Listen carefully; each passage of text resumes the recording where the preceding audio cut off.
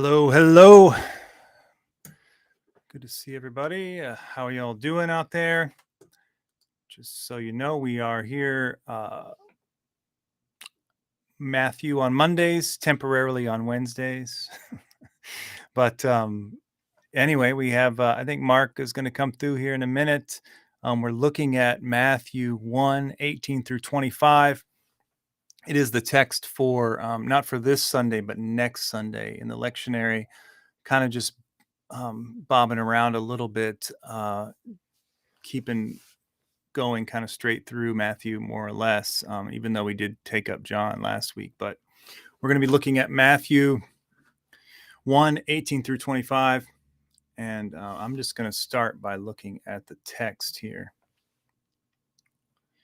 Just a reminder, if you are following along, watching this or watching it now, watching it later, feel free to type something into the comments. I'll see those pop right up for us to see. If you have a question or comment, that would be great. You know, if you want to know when this is coming on, just, give a thumbs up or a like, subscribe to it, and might let you know next time. All right. So here is the text for Advent 4. So a little ahead of time, but it's all right. Now, the birth of Jesus the Messiah, or again, the word is the Genesis word, the genesis, Greek word. So now the origin again, or the birth again, just like in at the beginning of the gospel. Now, the birth of Jesus the Messiah took place in this way: when his mother Mary had been engaged to Joseph, but before they lived together, she was found to be pregnant from the Holy Spirit. Her husband Joseph, being a righteous man and unwilling to expose her to public disgrace, planned to divorce her quietly.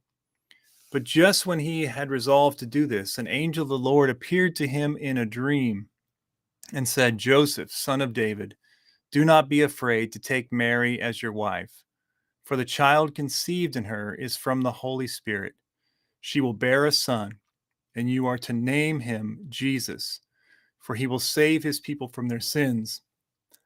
All this took place to fulfill what had been spoken by the Lord through the prophet. "Look, the virgin shall become pregnant and give birth to a son, and they shall name him Emmanuel," which means God is with us. When Joseph awoke from the dream, he did as the angel of the Lord commanded him.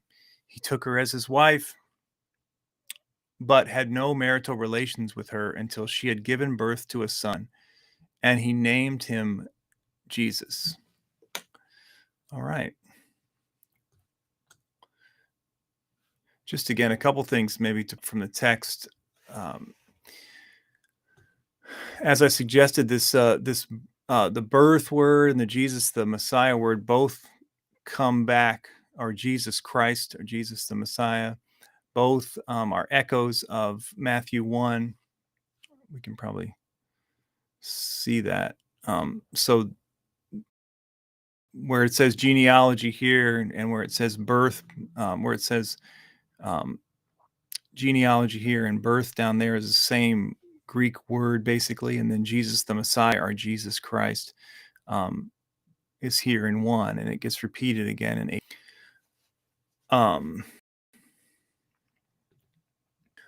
What else of note? You can see that you have Holy Spirit 1 time, Holy Spirit 2 times, and then I think they say it 1 more time in here too. Or at least they say birth by the Holy Spirit twice, and they make it clear that it wasn't by Joseph, again, by saying no marital relations. So there's 2 explicit Holy Spirit references, and then a clear statement that it wasn't from Joseph. So, all right. I'm going to put that back for a minute. So a couple things that I think are worth digging into and looking at in this text. I mean, um, I'm not that interested in digging into the issue of virgin birth and all of that. There is a clear kind of thematically, whatever this story is trying to say that Joseph wasn't the father, um, and that it was the Holy Spirit. Warren Carter, who has the commentary that's mentioned in the notes to the show, um, he says it as a comment, but I'm wondering, I ask it more of a question. Uh, you know, is this a statement about, is this a statement in subversion to some degree of the patriarchal society, of the emphasis even in the genealogy, um, on, you know, the importance of the males in the line there, to say that the father has no, um, you know, role in the actual birth. It's a good question. I'm not sure. That's what it is. It's worth thinking about. We asked a question last week about the four women, in the genealogy, and what the significance of that is. What's he's trying to say? So again, here, having this text focus on Joseph, but also in focusing on Joseph, making it clear that Joseph is not the biological father, um, and that the one who is going to be named Jesus to save the people from their sins, um, doesn't come through, um, the male effort or input. So yeah. Anyway, I see Mark is here. Hey, Mark, how's it going? Hey, Darren, what's going on? Oh, it's going all right. Going okay. Yeah. I'm gonna make sure to. I wanted to get your. My Bible's on the slow one here. Yeah, my computer's acting funny just now. Yeah. That's how it happens, I think. Yeah. Both are acting. This thing's acting slow. I don't know why it's acting slow. Come on. Yeah, I'm gonna go back in here and try to pull up your questions. I had them in here somewhere. Okay. And Why this thing's acting slow?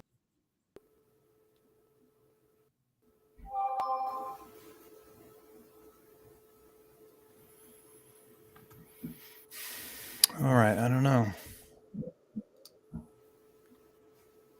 Oh, see, look at there. All right, it's coming. Eventually, it'll get there. It just takes some time. Yeah. Time.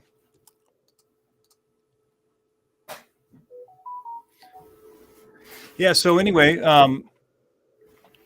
any thoughts you had off of this, Mark, that you wanted to? I heard. I missed a lot of your introduction. You were talking about. How in the text that um, uh, the culture gets bypassed, the patriarchy gets bypassed. You know, um, I was thinking that I always said that as more and more I read and more I engage in study, and more I study, I begin to see the Gospels as counter narrative, and also Mm-hmm. in his text is countercultural. Um, Right. in that the culture is not a barrier to God carrying out His plan for redemption and salvation for Israel and for humanity. Um, Yeah. yeah, that the cultural biases of patriarchy, um, um, and to a certain extent misogyny get bypassed.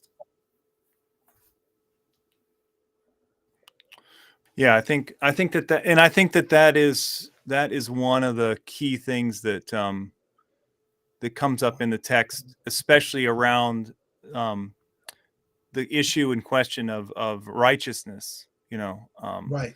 We'll talk about. We can talk about a little bit later. I thought it was interesting. I can't remember if it was Carter or the other young lady with the Matthew Gospel when they made the question about about Joseph want to do the right thing and divorce her quietly. Right. There's a couple of things about that. One, that even if he doesn't publicly bring it up, from a economic and sociological standpoint, it's still a huge disadvantage for a woman getting divorced, even if it's not done Right. for the authorities and the quality. There's the economic cutoff, and of course the social hurt. So I mean, even if it's quiet, it's still painful. I think he froze.